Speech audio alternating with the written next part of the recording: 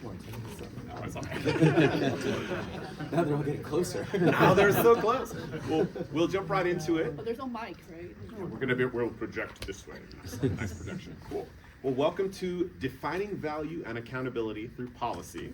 Good morning. My name is Calvin Self, and I am the Senior Program Officer for Annenberg Tech at Annenberg Foundation. I'm proud to be a partner with Leaf. I've worked with them for a couple of years on a number of programs. And this breakout session is going to look at building trust from the funder and policymaker perspective.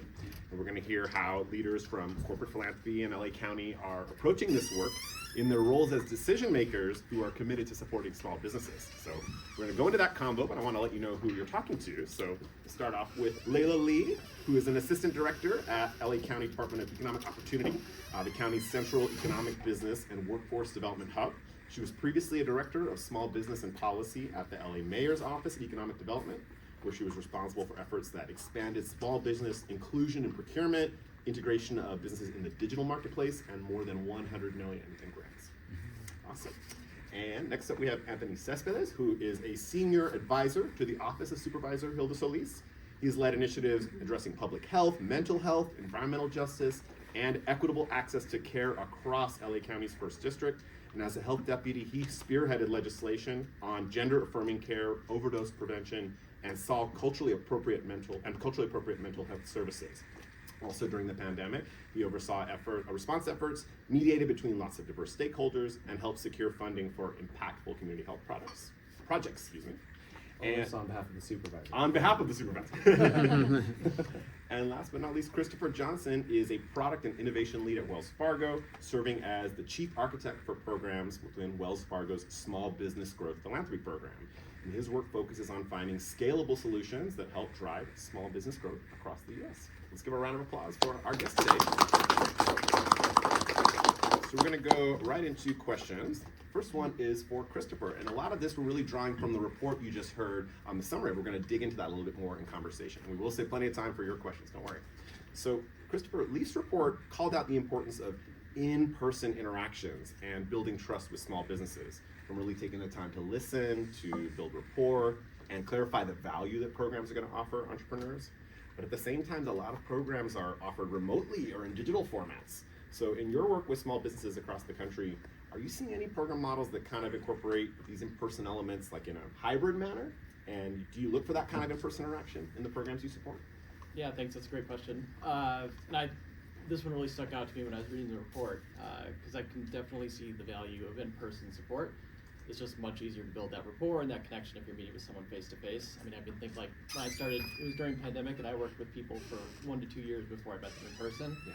And it just changes the dynamic when you actually were able to shake hands and, again, like, make that connection. But at the same time, my work is focused on innovation and finding solutions that are scalable. So obviously, sending a person to meet with every single business owner across the entire country is not really scalable, at least not without a huge amount of money that I wish I had to spend on programs, but don't. So yeah, I think the answer is probably in the hybrid space. So having programs that are able to deliver in some ways like asynchronous, like on-demand programming and resources, but then still have that connection to a human when they need it.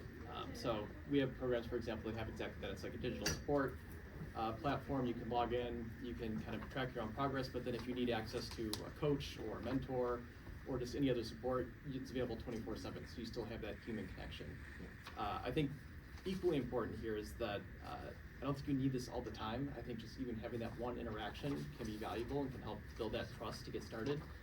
One of the takeaways today was that small business owners, and I think everybody's kind of constantly on the lookout for scams and people that are trying to take advantage of them. And so having that connection helps, I think, alleviate that. But if you are able to think in kind of a scalable way in events like this or conferences or like boot camps or things like that, we're able to interact with a large number of entrepreneurs and kind of make that initial connection and say, hey, here's who I'm from, this is the program that I'm doing, here's what we have to offer, are you interested? Having that connection to that other organization or other trusted figure, I think, helps build that trust kind of by proximity, and that can, I think, stand in. I'll also say another really interesting aspect that's coming up in this area is the impact of generative AI and agents, and the ability to have now not just like asynchronous resources where you go and there's like library materials or resources, but now it's actually, oh, I can interact with an AI agent or a chatbot, and it's almost offering that human-like interaction and providing the services that I could get from a one-on-one coach or mentor, but more customized to my needs, and again, available whenever you want. Again, there's still the issue that, can you trust this?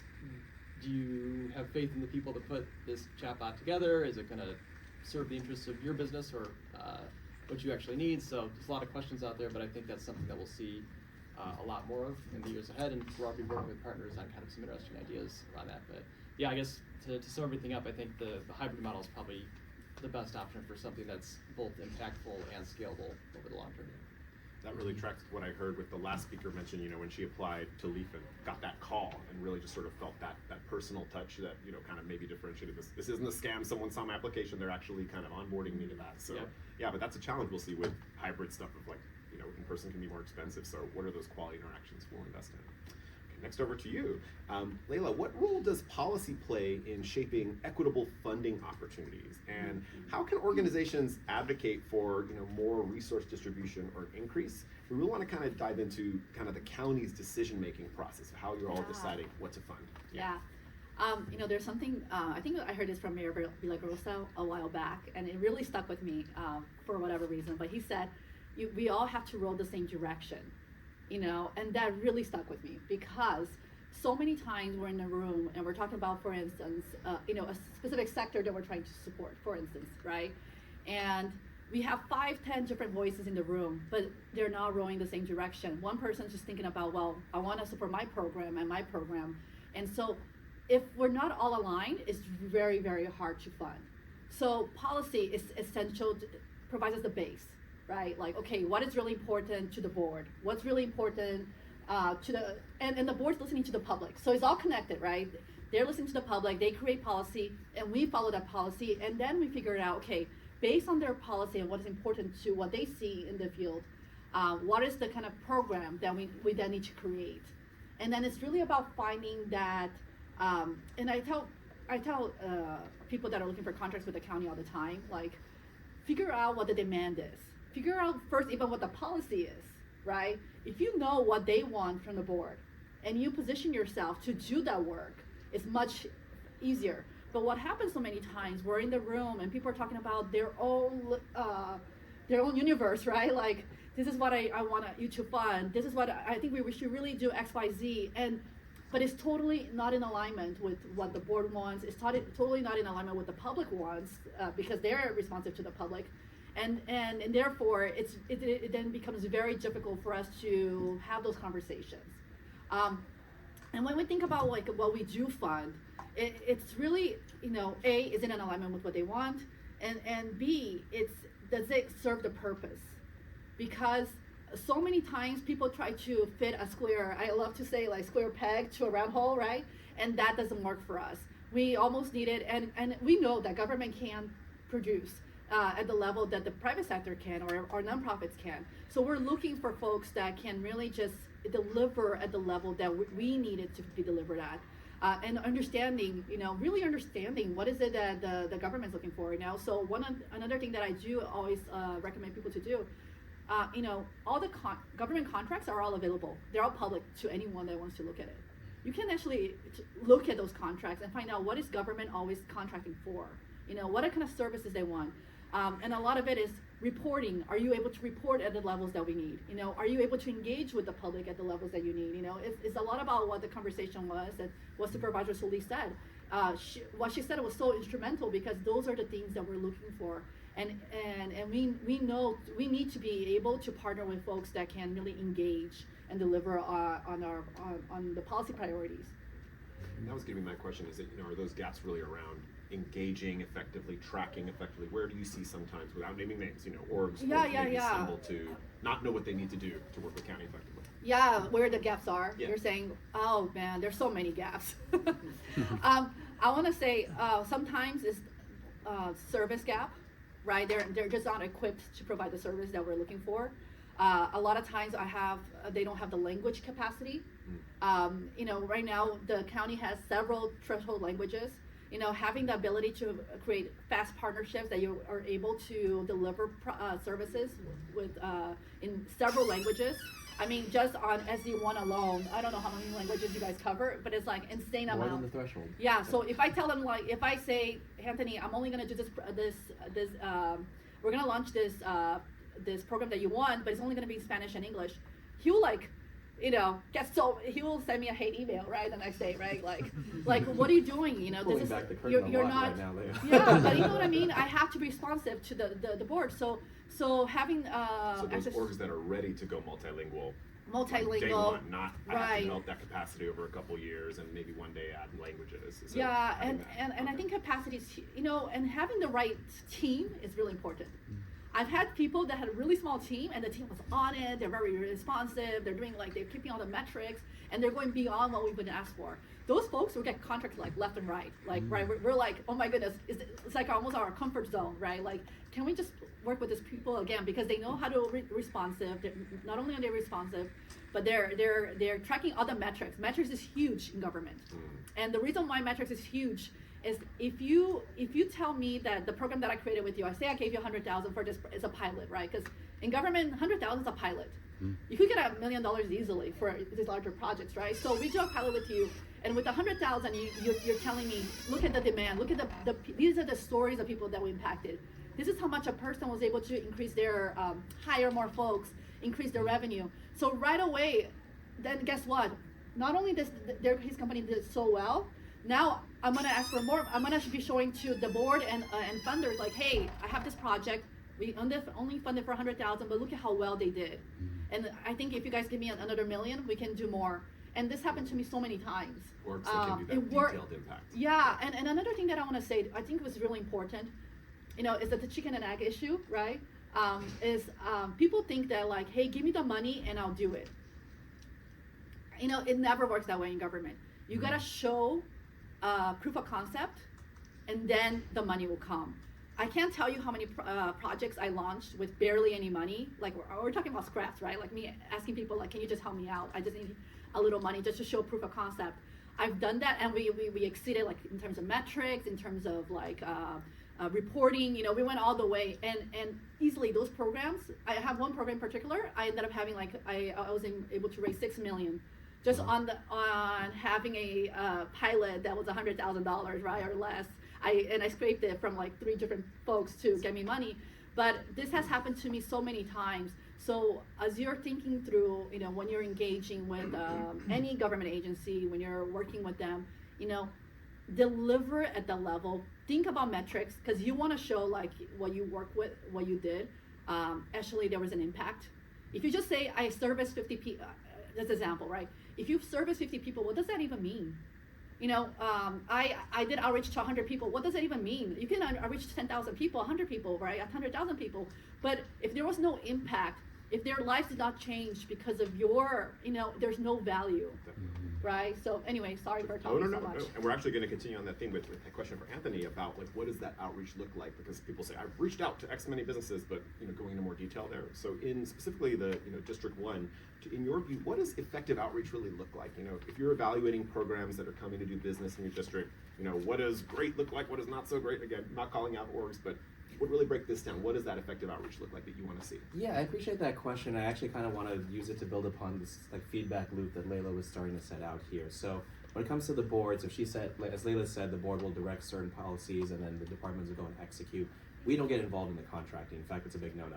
We stay out of it because obvious conflicts of interest, things of that nature. But we do have, as part of the feedback loop, we're the initial engagement with the community, small business partners, with whatever the stakeholder is going to be, to say, hey, this is a gap we're seeing in the community, this is a service we need, this is a business we need, and then they come to us and let us know, and then we'll craft a policy based on that, and then put forward a motion, and ask the departments to go and execute.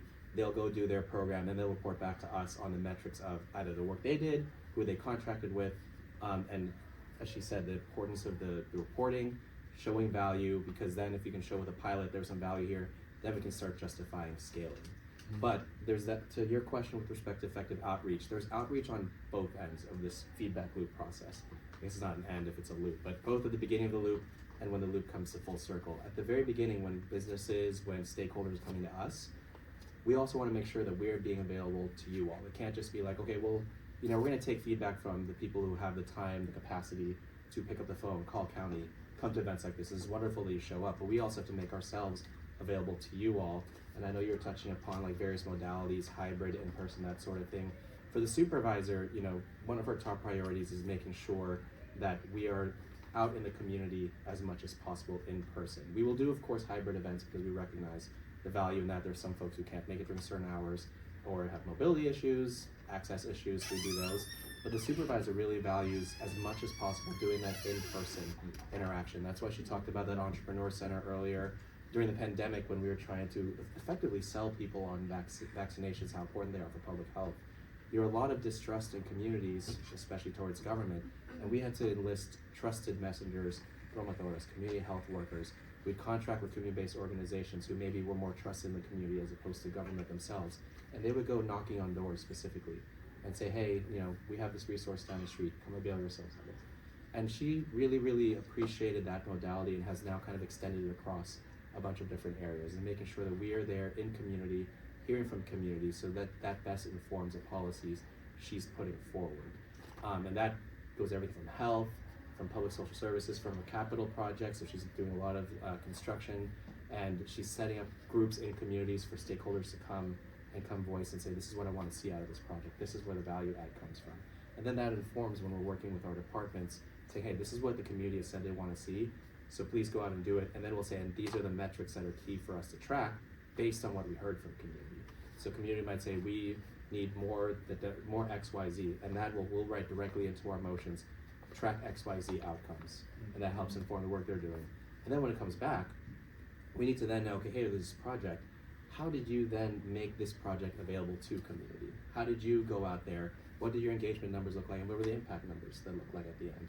And then that informs whether or not we're able to then justify to our budgeting team, like, this is something we want to look at growing further. So it really is a lot of that direct engagement that the supervisor values, especially given, I can only speak for the first district, the demographics of the district, primarily communities of color, so many different languages, over 50% Latino, 25% AAPI backgrounds of various backgrounds, and that requires a lot of more direct in-language, cultural sensitivity engagement, and that's what the supervisor values. So I hope it started to answer your question. Definitely, it sounds like you're definitely tracking a lot of the themes the report showed of how that is something, a tool you mentioned with vaccines, something that can really help build trust. Yes. And it's something we're all using digital tools, but it sounds like people still like in-person interaction, or at least that personalized communication.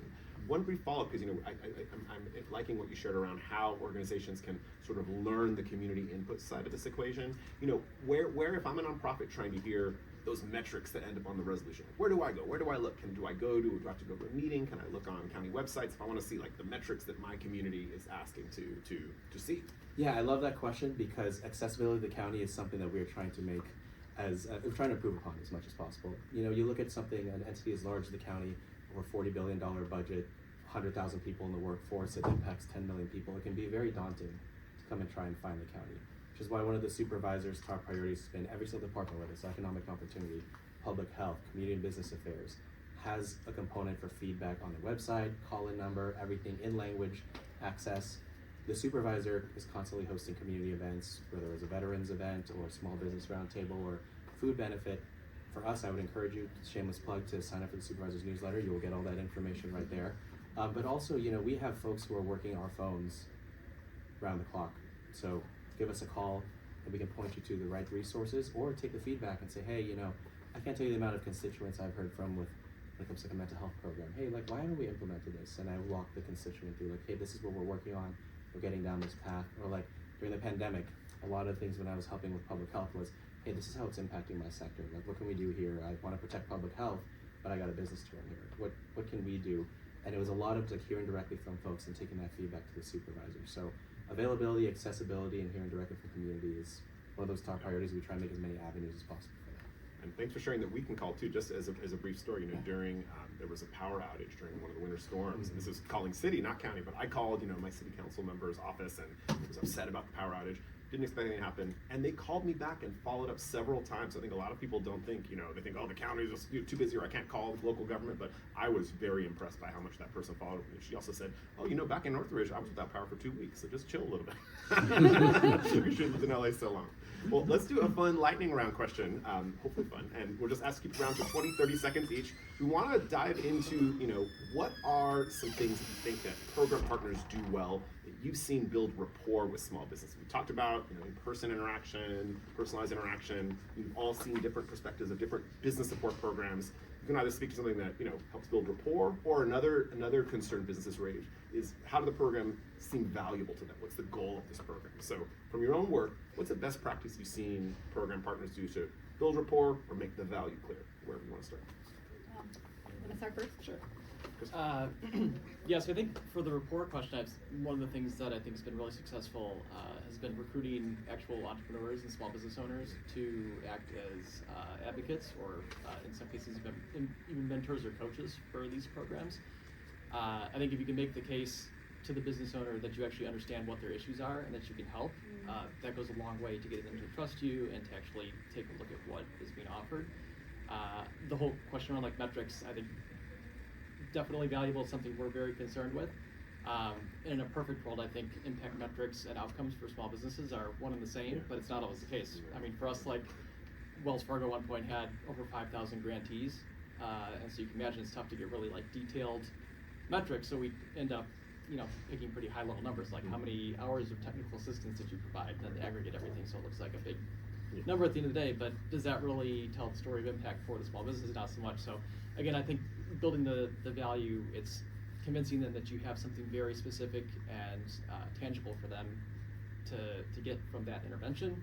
It could be, I'm going to help you generate more revenue. It could be, I'm going to help you build a website or a digital marketing presence.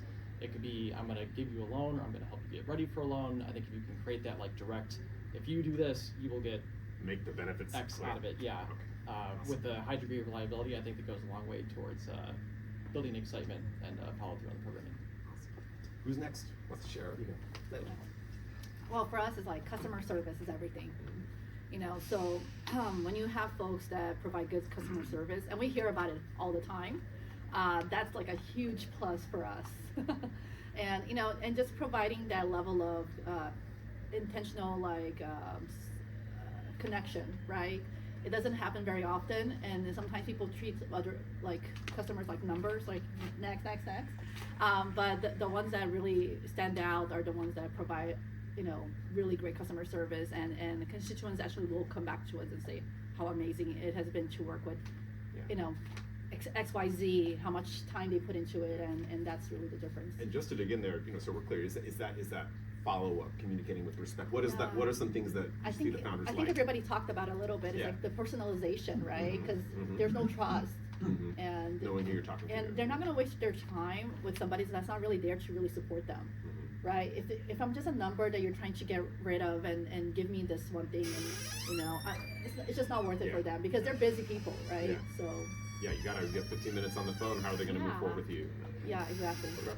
So lightning round, I'll try and give two very quick answers. The first one is, with respect to the supervisor's priorities, showing you can build, expand access. That's, the supervisor's top priorities of expanding access, opening new pathways, creating new avenues for folks who maybe weren't involved in the process to then get involved in the process. But then also from a policy, deputy standpoint, we're looking at countywide impact, countywide initiatives. We talk a lot about metrics, talk about data. We've also talked a lot about personalization. I think something that's effective are people who are able to do both. Sometimes people come to us and say, my justification is this really, heartwarming story or a couple anecdotes of who it helped. And that is helpful, don't get me wrong. We want to hear about that direct impact. But then that's all they have. They don't have the numbers to back it up. Then other times people have just raw numbers, but without any clarity or any sort of further clarifications to what these numbers mean to us. So it's someone who's able to weave both of those together and say, here's some direct impacts that we've shown directly on the communities you want to serve, the people you want to uplift, and then here's the metrics that back up the breadth of our impact. I gotta tell you though, if I just may really quick, we had contractors that after they contracted, most people don't do a really good job with the metric, to be honest with you. But there was one, they created amazing chart, and they could color and show that, hey, this is how many people applied, and it's a whole presentation that then we were able to really quickly give to all the elected officials, right? And that company stood out to us so much just doing that, because metrics is so important. And I gotta tell you, that company ended up getting millions and millions and millions of dollars with the state as well, because we were so impressed, because and we're talking about little things, it's not we're not, I think what Anthony is talking about, it's not about going totally out of your way. It's about standing out. Nobody's giving us metrics. It's like I have to beg people, where's your metrics? Right. Give me what's going on. And even then, it's like, oh yeah, we service like this many people, and that throwaway attitude doesn't work. But those folks that like decided, hey, I'm gonna do a whole presentation and charts and everything, those people were like, they gave like such a good taste in our mouth at the end of their contract that like everybody wanted to contract with them again.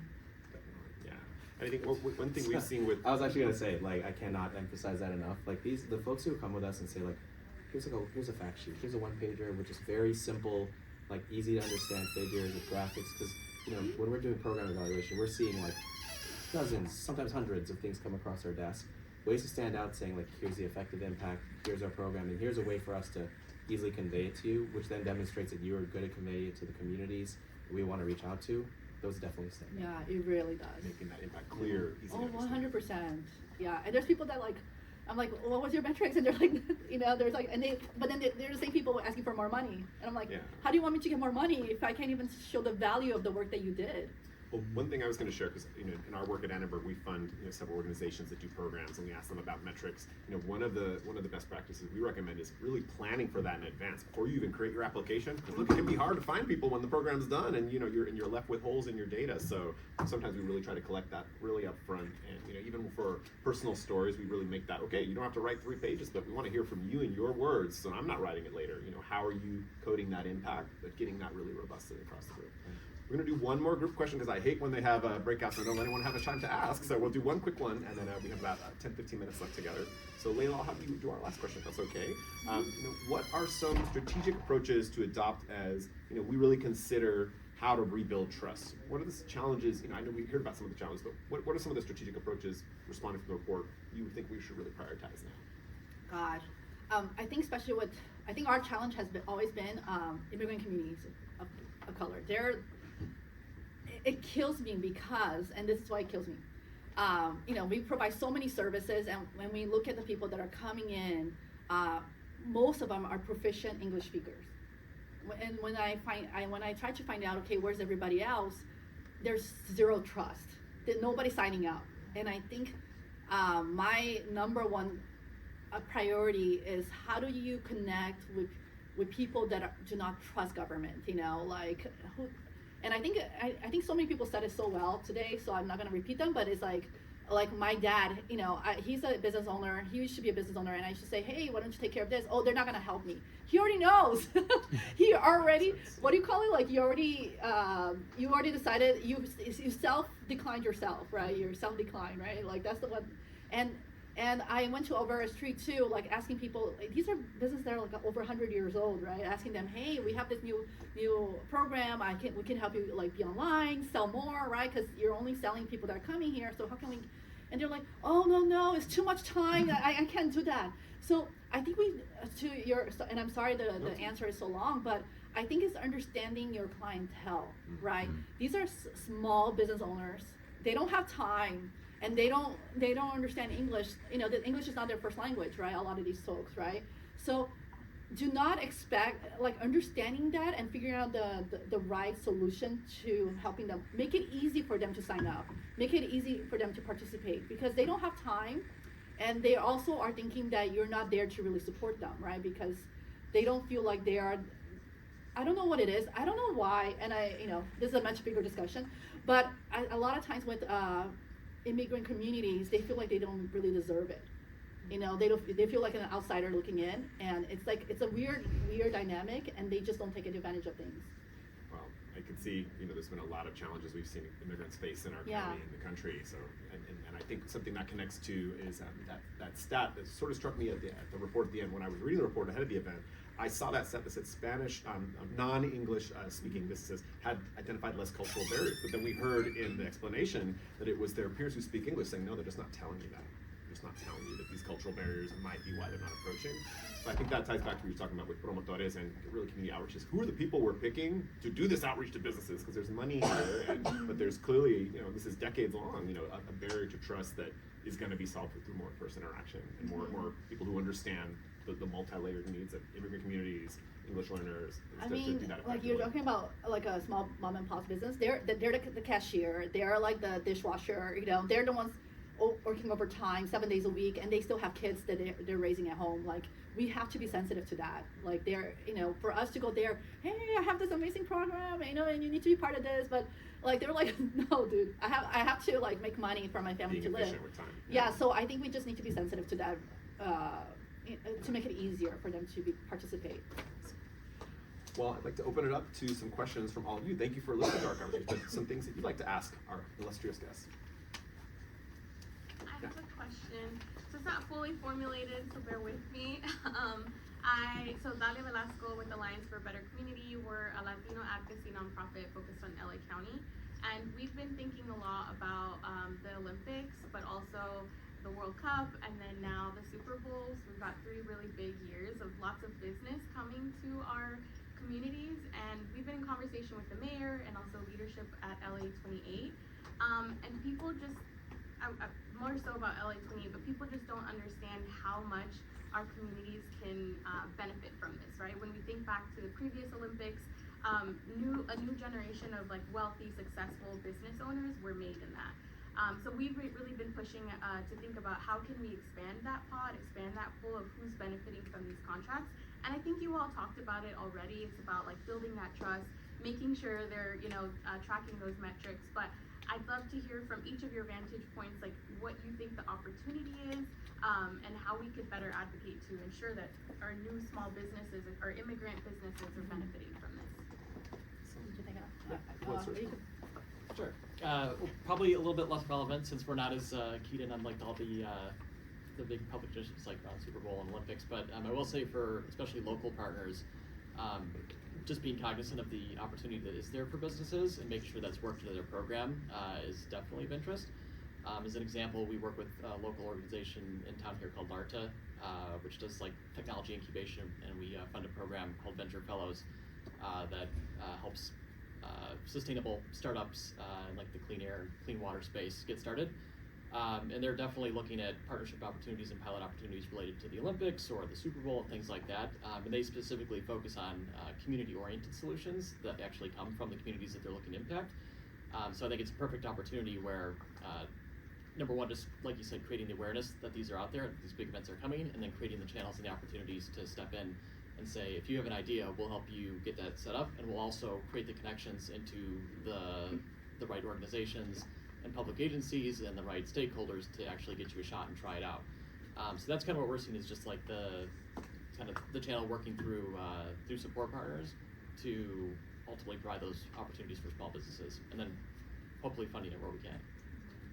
I will just say I'm quite grateful that Layla's right here because actually the supervisors put forward a number of motions at the board level to essentially empower the Department of Economic Opportunity, or Department of Consumer and Business Affairs, to be doing exactly what you've outlined here. We want to make sure that, you know, the benefit from these large events that's coming is equitably spread across the county. It's not just kind of concentrated like some of the maybe people who have the historical institutional knowledge that are primed to benefit from it, but that it also is then shared with all the other entities. So that's exactly why the supervisor for the motion to create even the Department of Economic Opportunity in the first place. So not to punt to Layla, but she's more in the weeds with respect to how that implementation goes out there. Yeah, with LA 28, I think the challenge here, so most of the billions of dollars is coming from this private entity, LA 28, who's doing it. And most of the businesses they're contracting with are gonna be prime businesses. So we've been kind of pressuring them a lot, hey, you need to put set-asides for small businesses. Not only small businesses, minority-owned businesses as well. So that's happening, and you know they're going to be set aside. I think in terms of what you're saying, how can you better prepare? The first thing they're going to look at, are they certified are they certified local business? But that's just number one, right? Like how do you build capacity? You know, what is the kind of services we need to think through? Like have conversations, really real conversations.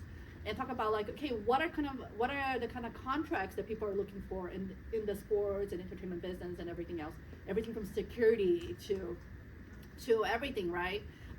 Event production, all of that is happening already, you know. So what I say is, yes, LA 28 is coming, yes, But until you get there, build capacity more and more. So then by the time LA 28 does come, you're already a very well-established business, and people can trust you to take on this large contract. But I think if we only think about LA 28 and not act today, I think that's going to be a huge mistake for a lot of people, you know, and they're not going to get access. I just underscore that planning now, I think, is very wise. A lot of foundations and CDFIs and communities are thinking about how do we get businesses ready now to maximize that opportunity to be part of procurement, because we're going to see some of that engagement, but is it going to be as much as we want? You know, I think it's time to do exactly before the Olympics are here, and making sure that capacity can interact, because we don't want those procurement opportunities to just be for one game. You know, we want it to continue. And I'll tell them to go for the small contracts right now. Get what's achievable right now. You know, that's how you build capacity, because then people know, oh, they can do this. It gets bigger. That's how it works with every contract, right? It gets bigger and bigger and bigger. So people need to start now. Another question. Where do we find the opportunities, and where are the procurements located? Is it just one website? So how are we as small businesses finding out the opportunities? I think when we talk about these communities, we don't know where to find them. So you guys are talking in terms that if somebody don't even know what a procurement is, I've never heard of LA 28 before as a small business, so I'm sure my other counterparts haven't either. So how are we, I guess that's the bigger, we're talking about real conversations, how are we getting this information out to our small businesses to even get ready? Because what if we don't know, or we need to know, like you said, how do we fit, because it is entertainment, it is sports, how can we fit in that room if we're not exactly directly in those fields? How indirectly can we also be ready for those contracts?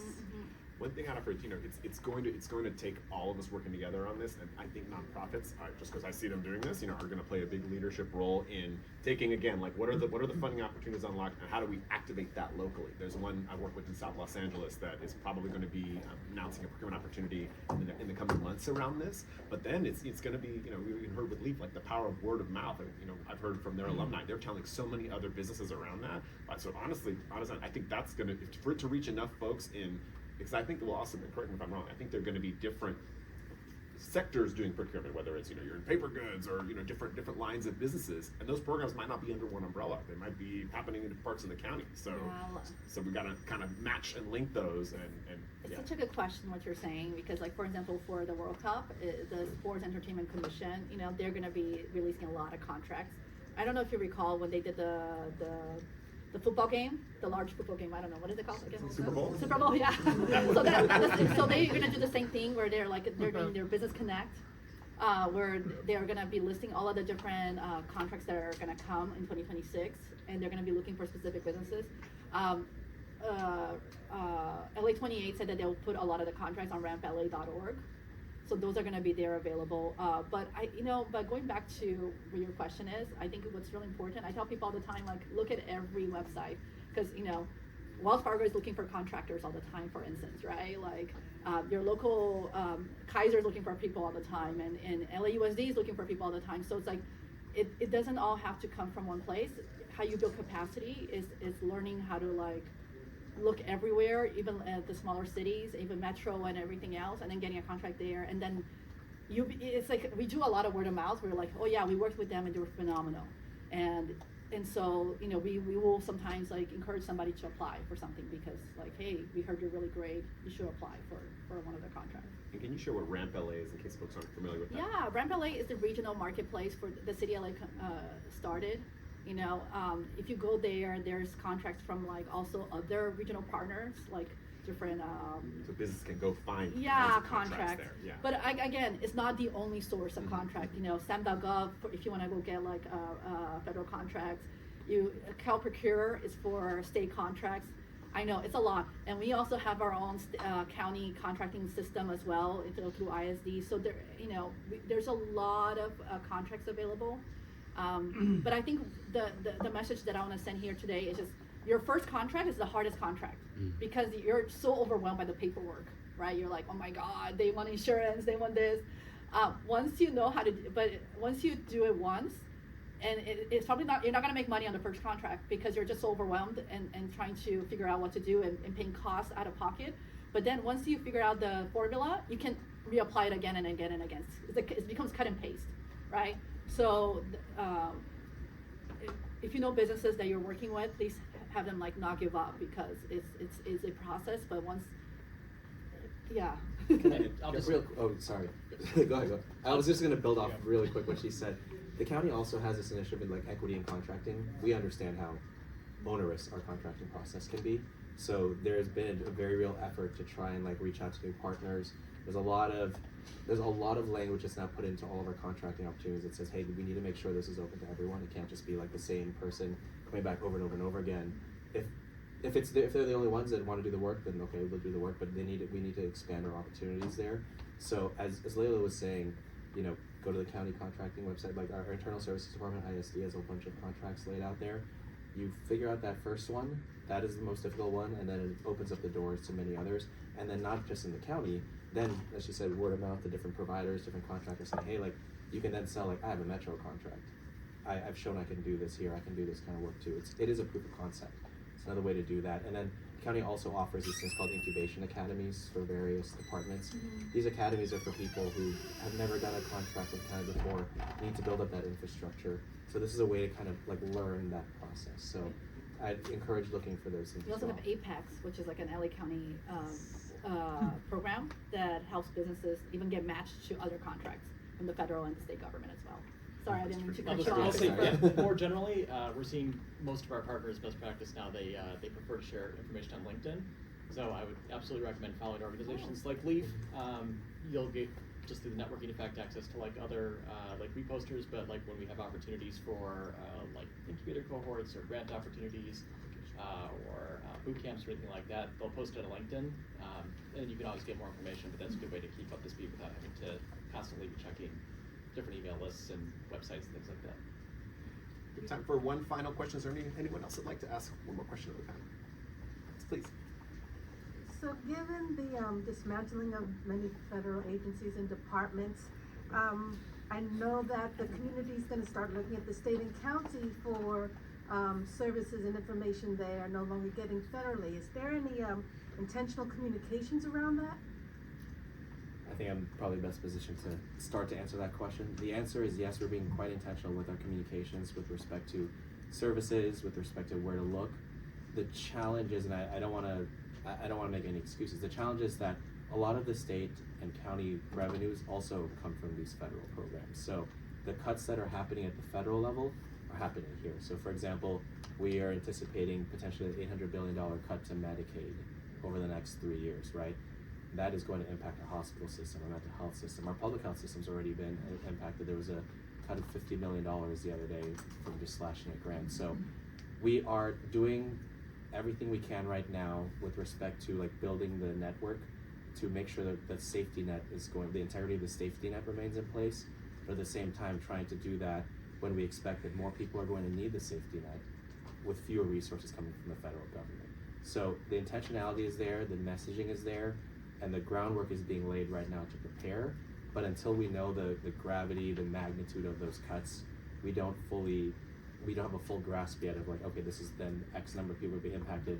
We need to then look at X number of services being, grown at that perspective. So yes, the conversations are happening, but we're also waiting to see what that level of dialogue is as we prepare. Thank you. And related, since we have a tax on diversity, equity, and inclusion, and when you're talking about access to small businesses, how are we communicating about dealing with that? Diversity, equity, and inclusion? Correct. In terms of special access to, like the programming that we have to support small businesses, diverse communities.